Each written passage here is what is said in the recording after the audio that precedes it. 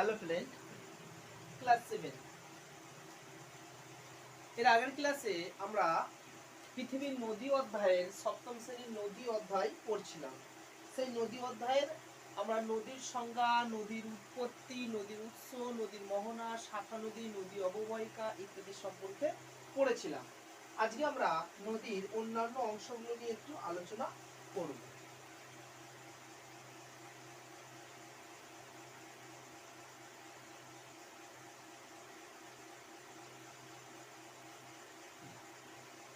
কি কি নিয়ে আলোচনা করব সেই পাঠগুলো সম্পর্কে আমরা একটু জেনে যাব, যে কি কি পাঠ আমাদের এখানকার মধ্যে থাকবে, মানে কি কি অধ্যায় আমরা পড়ব। এক পড়ব অন্তর্বাহিনী নদী,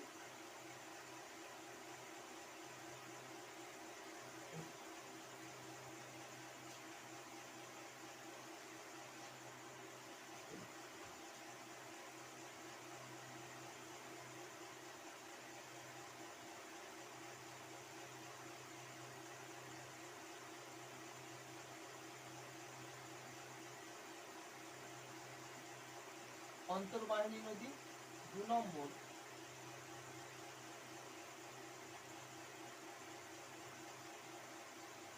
আন্তর্জাতিক নদী। 2 নম্বর আন্তর্জাতিক নদী। 3 নম্বর নিত্যবহ নদী ও 4 নম্বর অনিত্যবহ নদী। এই কটা সম্পর্কে আমরা আজকে জানব। সো ফ্রেন্ড, আমরা একে একে আলোচনার মূল পর্বে চলে আসি। কি কি পড়ব সেই আলোচনার মূল পর্বগুলো সম্পর্কে আমরা চলে আসি, যে কি কি টপিক আমরা আজকে পড়ব। প্রথম আমরা যেটা পড়লাম অন্তর্বাহিনী নদী, অন্তর্বাহিনী নদী। তারপরে যেটা আমরা পড়ব সেটি হলো আন্তর্জাতিক নদী।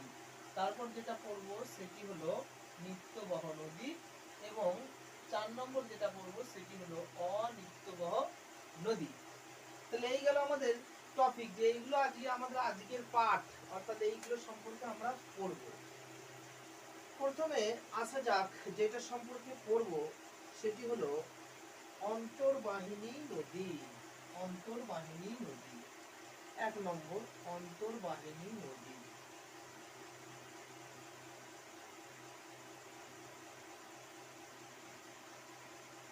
অন্তর্বাহিনী নদী, যাকে ইংলিশে বলা হয় inland river. Inland river, inland river. First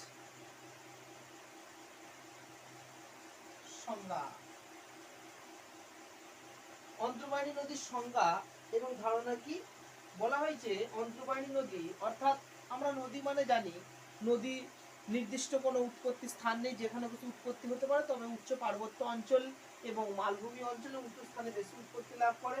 তবে পৃথিবীর মধ্যে যে সমস্ত নদীগুলি নির্দিষ্ট কোনো দেশের মধ্যে কোনো উচ্চ পার্বত্য অঞ্চল, কোনো মালভূমি অঞ্চল বা কোনো উচ্চ ভূমি থেকে উৎপত্তি লাভ করে সেই দেশের বাইরে না গিয়ে সেই দেশের মধ্যে অবস্থিত কোনো নিম্নভূমি বা অন্য কোনো নদী বা হ্রদ ইত্যাদিতে পতিত হয়, তাকে বলা হয় অন্তর্বাহিনী নদী।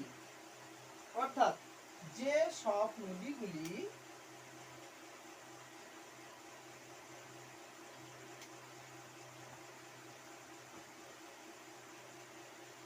যেসব নদীগুলি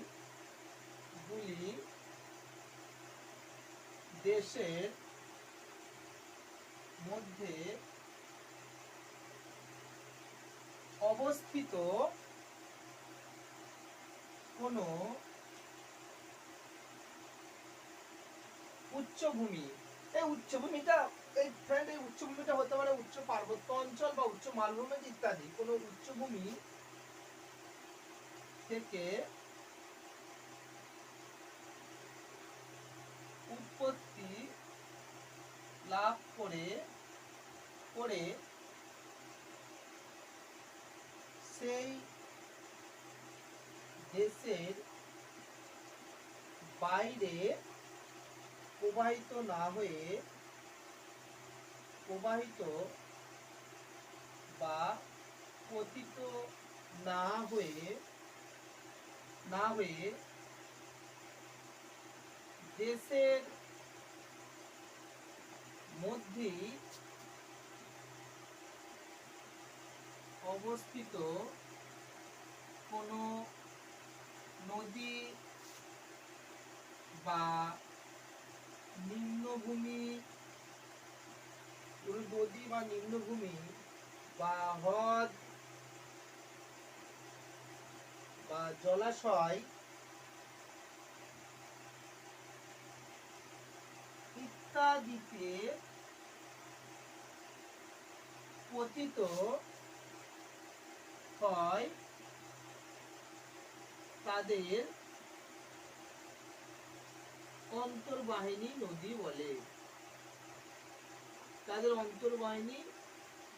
বলে। দেখো ফ্রেন্ড, লিখে দিচ্ছি। অর্থাৎ যেসব নদীগুলি কোনো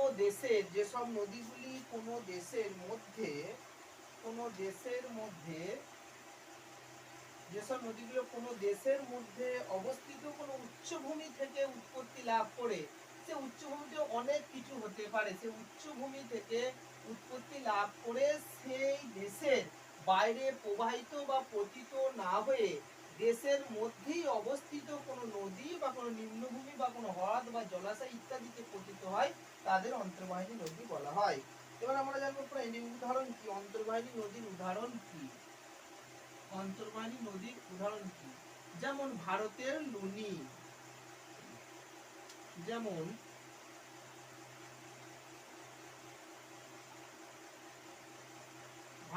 লুনি, ভারতের লুনি হলো একটি প্রকৃষ্ট উদাহরণ।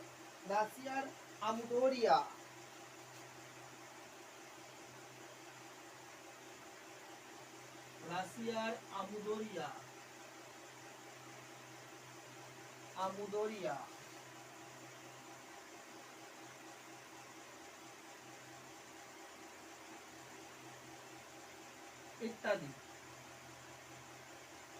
ইত্যাদি হলো আমাদের অন্তর্বাহিনী বা ইনল্যান্ড রিভারের উদাহরণ। এটা গেল ফ্রেন্ড। এবার আমরা জানবো আন্তর্জাতিক নদী সম্পর্কে।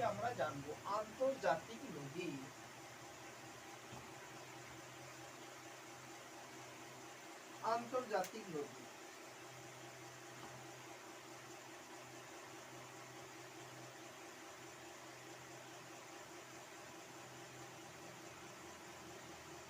দেখো ফ্রেন্ড, আমরা যেটা জানবো সেটা হলো আন্তর্জাতিক নদী, যাকে বলা হয় ইন্টারন্যাশনাল রিভার।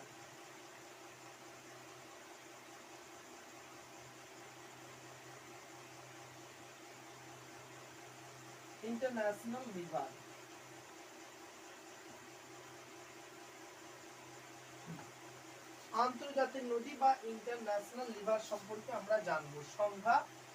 এবার আমরা ফার্স্ট যেটা পড়বো সেটা হলো সংজ্ঞা বা ডিফিনিশন।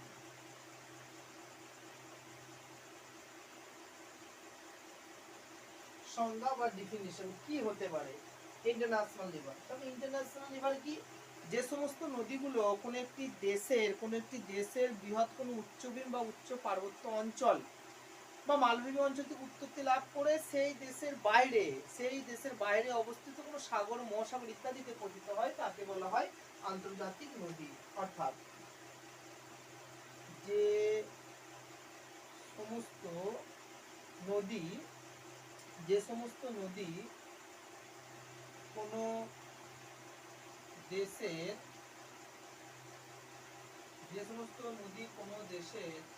উচ্চভূমি, এই উচ্চভূমিটা বিভিন্ন রকম হতে পারে, বা উচ্চ পার্বত্য অঞ্চল হতে পারে, বা মালভূমি অঞ্চল হতে পারে ইত্যাদি। যে সমস্ত নদী কোনো দেশের উচ্চভূমি থেকে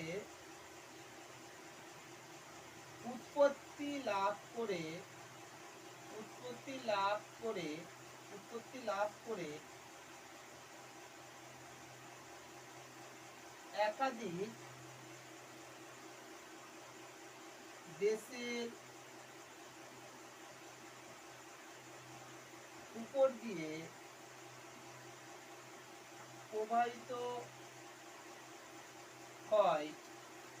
প্রবাহিত হয় অথবা অথবা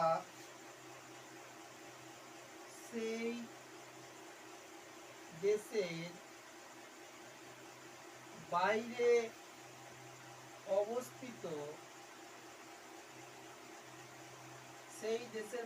অবস্থিত কোনো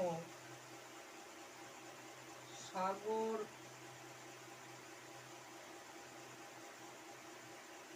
মহাসাগর বা হ্রদে পতিত হয় তাদের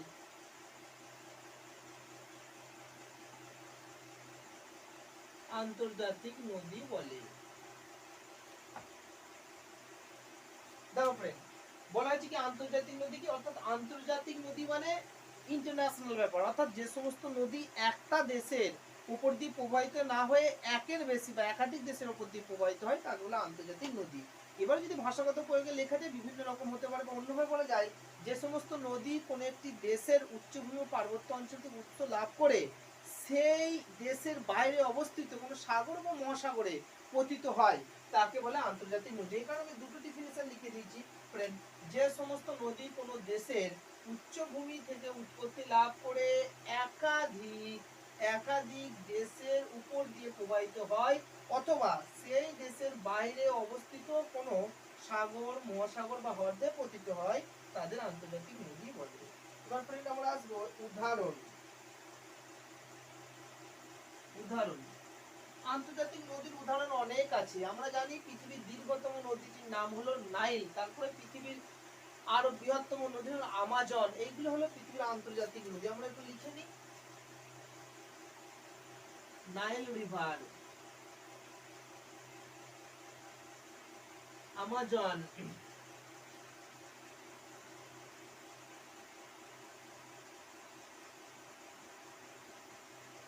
দানিউব,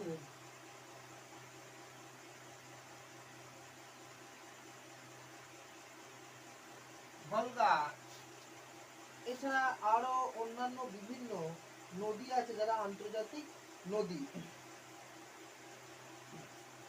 ভারতের সিন্ধু,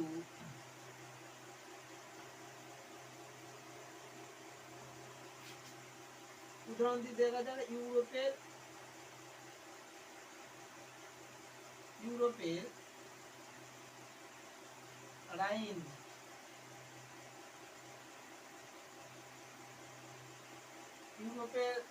রাইন, দানিউব। ভারতের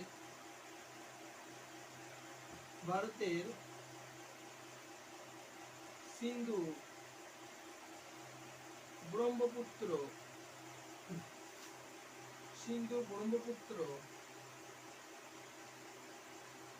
প্রভৃতি।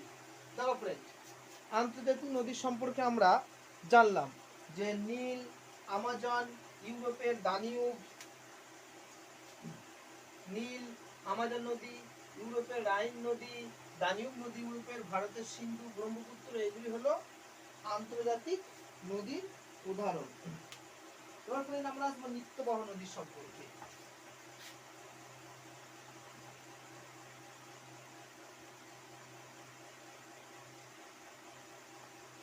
এবার আমরা আসবো নিত্যবহ নদী সম্পর্কে।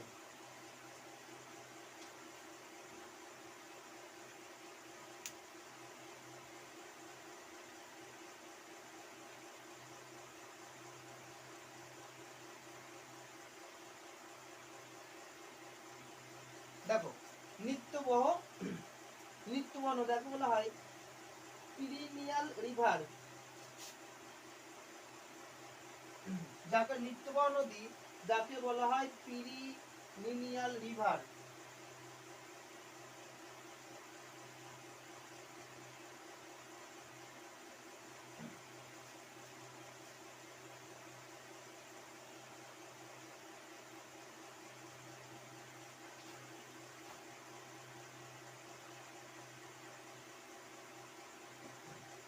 দেখো এই নিত্যবহ নদী বা প্রিনিন্ডিয়াল রিভারটা কি সেই সম্পর্কে আমরা একটু জানবো।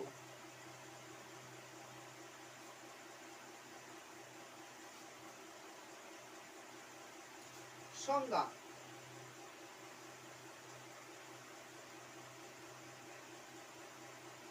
সংজ্ঞা, যে সমস্ত নদ নদীতে সারা বছর জল থাকে, যে সমস্ত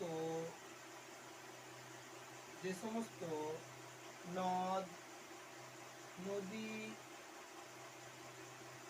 গুলিতে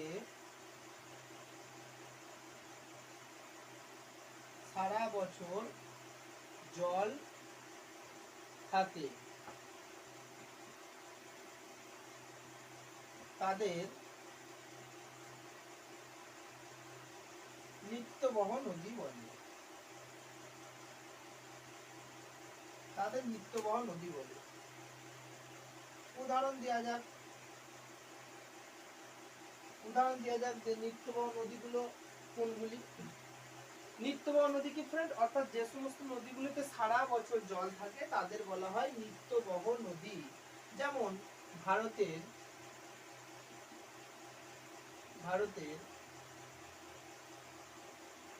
গঙ্গা, ব্রহ্মপুত্র, সিন্ধু প্রভৃতি নদী। অর্থাৎ যে সমস্ত নদীগুলিতে বা নদ নদীগুলিতে বা খালগুলিতে সারা বছর জল থাকে তাদের বলা নিত্যবহ নদী। আমরা ম্যাপের সাহায্যে দেখবে চিহ্নিতকরণগুলো, যেগুলো ম্যাপে দেখবে নীল কালিতে করা আছে, যে নদীগুলো নীল মানে সারা বছর জল থাকে, সেইগুলি হলো নদী।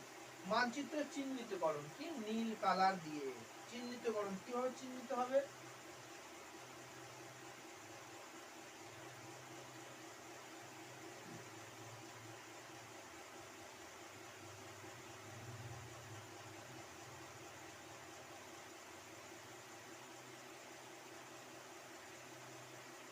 মানচিত্রে চিহ্নিতকরণ, অর্থাৎ মানচিত্রে আমরা এই নদীগুলো কিভাবে আমরা চিহ্নিত করব সেটার সম্পর্কে আমরা একটু জেনে নিই। সেটা হলো নীল রঙের থাকবে, নীল রং দিয়ে, নীল রং। তাহলে এই গেল আমাদের নদী। অর্থাৎ নদীগুলোর বৈশিষ্ট্য কি, এই সমস্ত নদীগুলো কোনো উচ্চ পার্বত্য অঞ্চল, মালভূমি অঞ্চলে বরফে ঢাকা গুহা থেকে উৎপত্তি লাভ করে, এই কারণে সারা বছর জল থাকে, অর্থাৎ গ্রীষ্ম বর্ষা সহ সারা বছরই জল থাকে। এবার ফ্রেন্ড আমরা পরের টপিকে আসা যাই।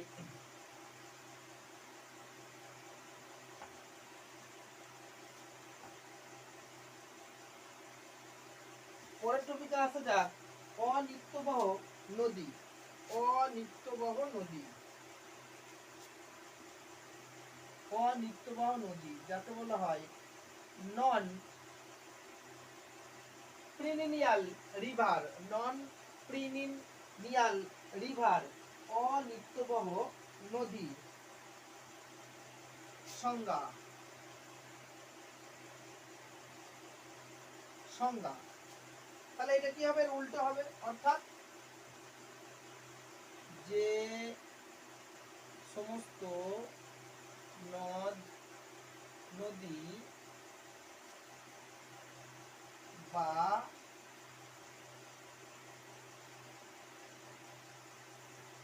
খালগুলিতে সারা বছর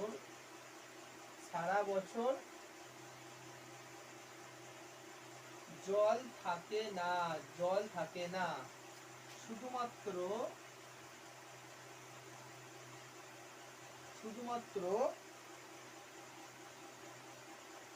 বর্ষা ঋতুতে জল থাকে,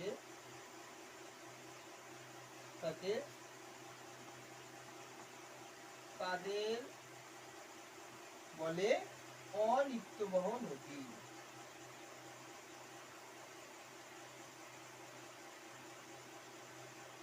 দেখো ফ্রেন্ড, যে সমস্ত নদ নদী বা খালগুলিতে সারা বছর জল থাকে না, শুধুমাত্র বর্ষা ঋতুতেই জল থাকে, তাদের বলা হয় অনিত্যবাহী। তাহলে ক্লিয়ার, নিত্যবাহ নদীতে সারা বছর জল থাকবে, অর্থাৎ গ্রীষ্ম বর্ষা শরৎ শীত সব ঋতুতেই জল থাকবে।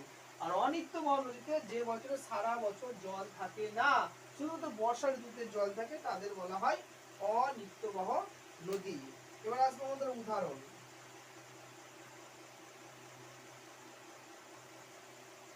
উদাহরণ বেশিরভাগ ক্ষেত্রে দেখা যায় দক্ষিণ ভারতের নদীগুলি, দক্ষিণ ভারতের নদীগুলি,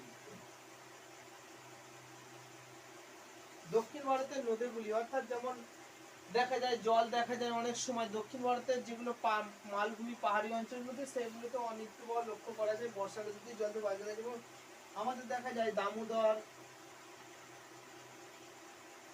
দামোদর, অজয়,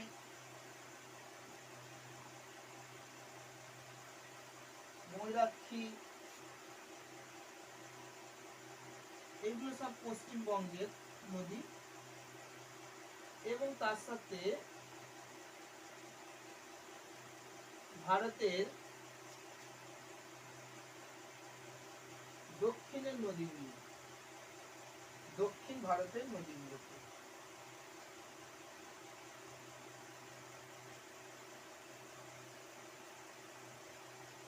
দক্ষিণ ভারতের নদী নদীগুলি। সেই হিসাবে গোদাবরী, কৃষ্ণা, কাবেরী এগুলোতে জল থাকে, কিন্তু অন্যান্য ঋতুতে অর্থাৎ বর্ষা ঋতুতে বেশি জল থাকে, কিন্তু শীতকাল বা গ্রীষ্ম ঋতুতে জল থাকে না। এবার ফ্রেন্ড আমরা আসবো মানচিত্রে চিহ্নিতকরণ। মানচিত্রে কিভাবে চিহ্নিত করব? মানচিত্রে চিহ্নিতকরণ। মানচিত্রে এগুলোকে আমরা কিভাবে চিহ্নিত করবে? অর্থাৎ মানচিত্রে এদের যে রংটা হবে সেটি হলো ফ্রেন্ড, দেখবে জল থাকবে না, সুতরাং কি হবে? সাদা কালো হবে, কালো রঙের হবে। মানচিত্রে কালো রঙের হবে, কালো রঙের হবে। এই গেল ফ্রেন্ড আমাদের আজকে অন্তর্বাহিনী নদী, আন্তর্জাতিক নদী, নিত্যবহ নদী এবং অনিত্যবহ নদীর সম্পর্কে আমাদের গেল। এবার আমরা প্রশ্ন উত্তর পর্ব নিয়ে আলোচনা করব।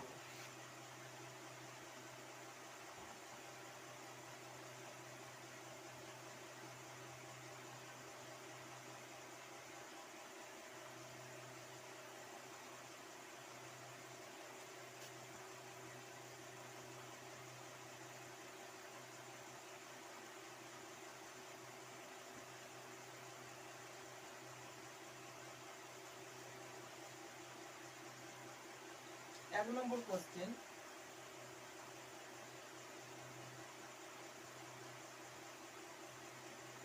অন্তর্বাহিনী নদী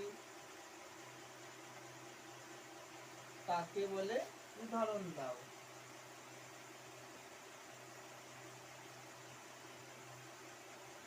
উদাহরণ দাও। পরীক্ষাটা 2 নম্বরের কোশ্চেন আসতে পারে। 2 নম্বর কোশ্চেন,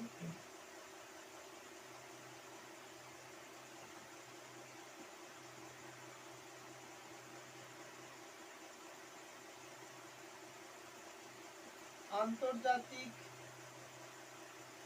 নদী কাকে বলে? আন্তর্জাতিক নদী কাকে বলে? উদাহরণ দাও। এটাও 2 নম্বরের কোশ্চেন আসতে পারে। 3 নম্বর কোশ্চেন,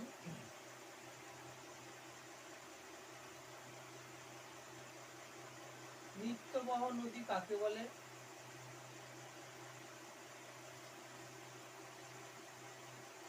কাকে বলে? উদাহরণ দাও।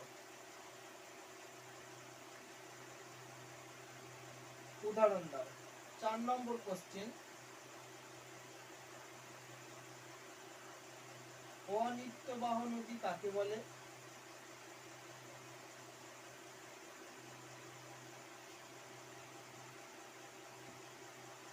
উদাহরণ দাও।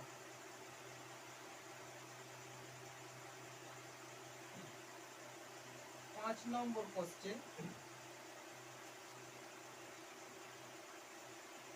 নিত্যবাহ ও অনিত্যবাহ নদীর মধ্যে পার্থক্য লেখো।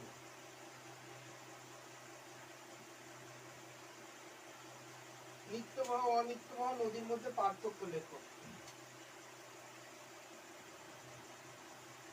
দেখুন very very important question friend, এই কোশ্চেনটা। নিত্যবাহ নদী, নিত্যবাহ নদী, নিত্যবাহ নদী ও অনিত্যবাহ নদীর মধ্যে পার্থক্য লেখো। দেখুন পরীক্ষা যদি কোশ্চেনটা আসে একটু নিচে থেকে চেষ্টা করবে, এটা তোমাদের একটা বাড়ির কাজ দিয়ে। নিত্যবাহ নদী কাকে বলে? তাহলে আগে বলবে, সংজ্ঞা দেবে যে যে সমস্ত নদীতে সারা বছর জল থাকে তাদের বলা নিত্যবাহ নদী, এবং অনিত্যবাহ নদী যে সমস্ত নদীগুলোতে সারা বছর জল থাকে না তাদের অনিত্যবাহ নদী বলে। এবার তারপরে কি লিখবে? জলের পরিমাণ এই নদীতে সারা বছর জল থাকে না, আর অনিত্যবাহ নদীতে সারা বছর জল থাকে। উৎস: নিত্যবাহ নদীগুলি উচ্চ পার্বত্য অঞ্চল বিভিন্ন বরফ গলা জল থেকে বরফের গুহা থেকে উৎপত্তি লাভ করে, আর নিত্যবাহ নদীগুলি কোনো মালভূমি অঞ্চল থেকে উৎপত্তি লাভ করে। দৈর্ঘ্য: নিত্যবাহ নদীগুলির দৈর্ঘ্য অনেক বেশি হয় এবং অনিত্যবাহ নদীগুলির দৈর্ঘ্য অনেক কম হয়। মানচিত্র চিহ্নিতকরণ: অর্থাৎ নিত্যবাহ নদীগুলোকে যেটা মানচিত্রে চিহ্নিতকরণ করা হয় সেটি হলো নীল রঙের আর এটি হলো কালো রঙের। 6 নম্বর কোশ্চেন।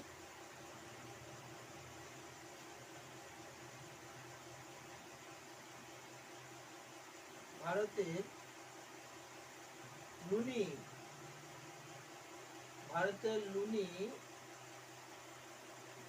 কি ধরনের নদী? ভারতের লুনি কি ধরনের নদী? এটা হলো অন্তর্বাহিনী নদী।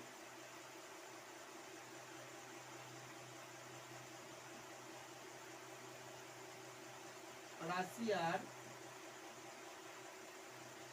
একটি, রাশিয়ার একটি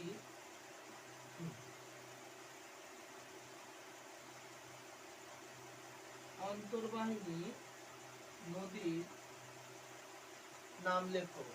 রাশিয়ার একটি অন্তর্বাহিনী নদীর নাম লেখো। এটা হবে আমুদরিয়া।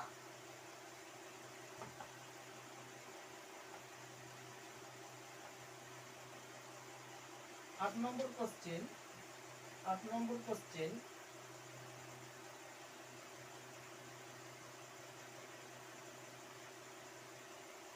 ইউরোপের দুইটি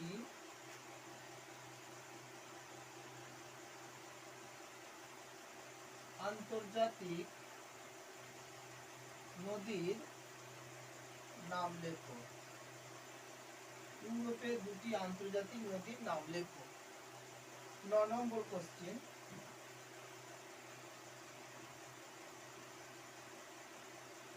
ভারতের দুটি অনিত্য, ভারতের দুটি অনিত্যবাহ নদী ও দুটি নিত্যবহ নদীর নাম লেখো। নাম লেখো। এটা 2 নম্বর কোশ্চেন।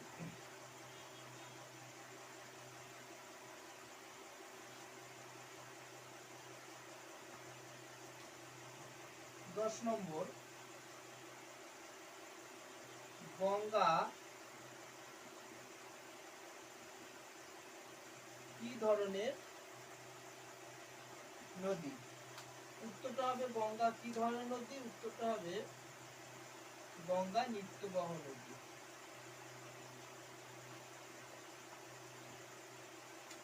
11 নম্বর কোশ্চেন।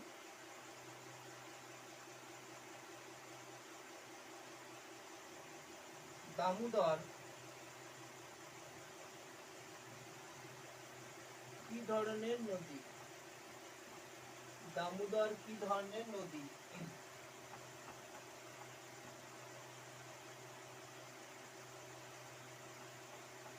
দামোদর কি ধরনের নদী? উদাহরণ হবে ফ্রেন্ড দামোদর অনিত্যবহ নদী।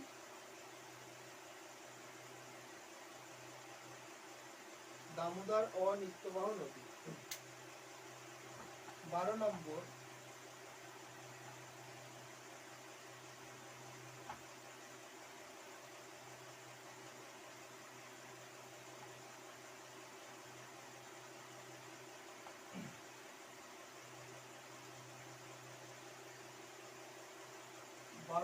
কোশ্চেন।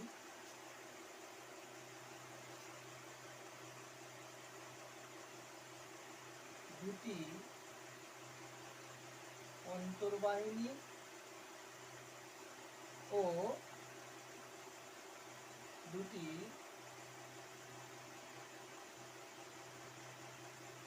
আন্তর্জাতিক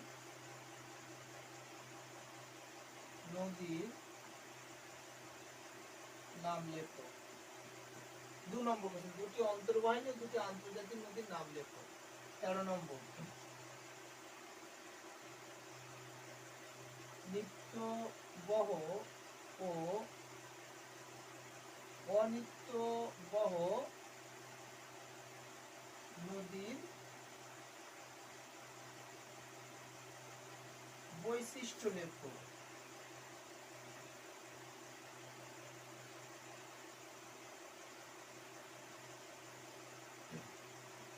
নিত্যবহ অনিত্যবহ নদীর বৈশিষ্ট্য লেখো। 3 নম্বরের কোশ্চেন আসতে পারে, খুব ইম্পর্টেন্ট কোশ্চেন। নিত্যবহ অনিত্যবহ নদীর বৈশিষ্ট্য লেখো। দেখো ফ্রেন্ড, নিত্যবহ অনিত্যবহ নদীর বৈশিষ্ট্য কি? যে নিত্যবহ নদী সারা বছর জল থাকে, অনিত্যবহ নদী সারা বছর জল থাকে না। নিত্যবহ নদীগুলোকে মানচিত্রে নীল কালারে দেখা, অনিত্যবহ নদীগুলো মানচিত্রে কালো কালারে দেখা হয়। নিত্যবহ নদীগুলো কোনো উচ্চ পার্বত্যের বরফ জলে পুষ্ট থেকে উৎপত্তি লাভ করে, এবং অনিত্যবহ নদীগুলো কি হয়? কোনো বরফের গুহা থেকে উৎপত্তি লাভ করে না। নিত্যবহ নদীগুলির দৈর্ঘ্য বেশি এবং অনিত্যবহ নদীর দৈর্ঘ্যগুলো খুব কম। এবার আমরা পার্থক্যটা একটু দেখাবো ফ্রেন্ড। নিত্যবহ ও অনিত্যবহ নদীর পার্থক্য। নিত্যবহ ও অনিত্যবহ, নিত্যবহ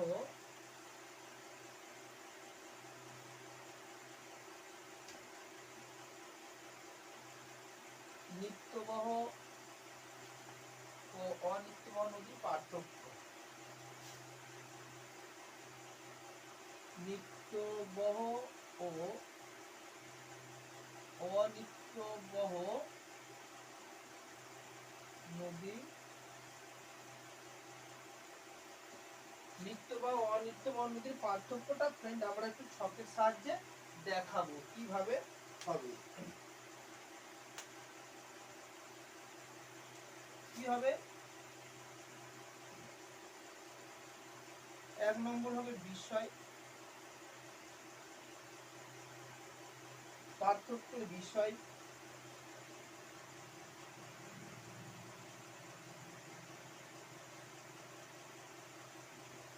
পার্থক্যের বিষয় নিত্যবহ অনিত্যবহ। দেখো ফ্রেন্ড, নিত্যবহ অনিত্যবহ নদীর পার্থক্যটা আমরা দেখাবো। কিভাবে দেখাবো? আমরা ছক করে দিয়েছি। পার্থক্যের বিষয় নিত্যবহ অনিত্যবহ। ফার্স্ট যেটা লিখবো সেটা হলো 1 নম্বর লিখবো সংজ্ঞা, মানে কাকে বলে। কাকে বলে এটা আমরা লিখে নেব, সংজ্ঞা। সংজ্ঞা লেখার পর হয়ে গেল 2 নম্বর, প্রকৃতি। প্রকৃতি বা জল। প্রকৃতি কি থাকে? সারা বছর জল থাকে, সারা বছর জল থাকে, সারা বছর জল থাকে। শুধুমাত্র শুধুমাত্র বর্ষা ঋতুতে জল থাকে, শুধুমাত্র বর্ষা ঋতুতে জল থাকে। এইটা হয়ে গেল প্রকৃতি।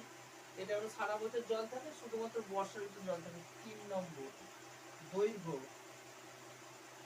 নদীর দৈর্ঘ্য, এদের বেশি এদের কম। জলের যোগান। 4 নম্বর, জলের যোগান।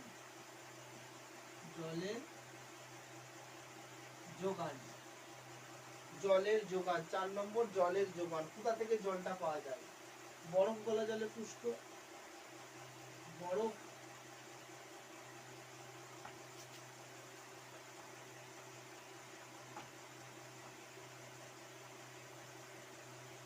বরফ গলা জল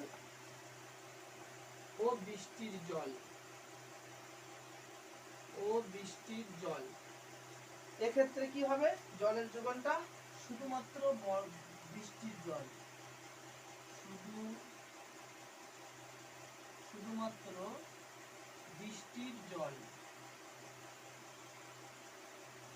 শুধুমাত্র বৃষ্টির জল। এবার ফ্রেন্ড 5 নম্বর আসবে কি হবে, মানচিত্রে রং।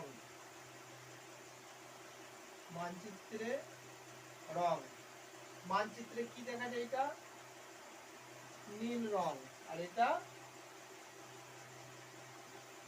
কালো রং। তারপরে 6 নম্বর, 6 নম্বর উদাহরণ, উদাহরণটা আমি তোমাদের দিয়ে দিয়েছি, লিখে নেবে। সুতরাং এই গেল ফ্রেন্ড আমাদের আজকের টপিক। এই টপিকের মধ্যে আমরা কি কি শিখলাম, এই টপিকের মধ্যে শিখলাম আজকে সপ্তম শ্রেণীর নদী অধ্যায়ের মধ্যে শিখলাম আমরা অন্তর্বাহিনী নদী, আন্তর্জাতিক নদী, নিত্যবহ নদী, অনিত্যবহ নদী, এবং তার সাথে স্পেশাল একটা ফিচার ছিল নিত্যবহ অনিত্যবহ নদীর পার্থক্য। সেখানে দিয়ে দিয়েছি নিত্যবহ নদীর মধ্যে পার্থক্য, বেসিক পয়েন্টগুলো আমি দিয়ে দিয়েছি, তোমরা একটু পড়ে নেবে। ধন্যবাদ, সবাই সুস্থ থাকো, ভালো থাকো। পরের ক্লাসে আমরা নদীর বাকি অধ্যায়টা নিয়ে আলোচনা করব। ধন্যবাদ।